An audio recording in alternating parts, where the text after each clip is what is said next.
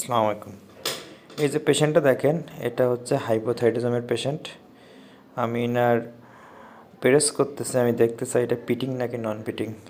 আমরা জানি কিন্তু হাইপোথাইরয়েডিজমে নর্মালি নন পিটিং ইডিমা পাওয়া যায়। দেখেন আমি হাত তুলে নিলাম, তার কিন্তু কোনো পিটিং হচ্ছে না, তাই না? তো হাইপোথাইরয়েডিজমে কেন নন পিটিং? কারণ এখানে বিভিন্ন গ্যাস এগুলো জমা হয়, জমা হওয়ার কারণে সে পানিগুলোকে খুব টাইটলি ধরে রাখে, আপনি চাপ দিলে আবার পানি সে টেনে নিয়ে আসে, তাই না?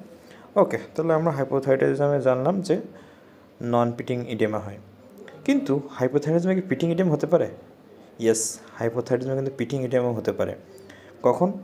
যখন ওই পেশেন্টের, আপনারা জানেন হাইপোথাইরয়েডিজমে কী হয়, পলিসেরোসাইট হয়। যদি তার হার্টের চারপাশে পেরিকার্ডিয়ামের মধ্যে পানি জমা হয় বেশি, তখন কী হবে?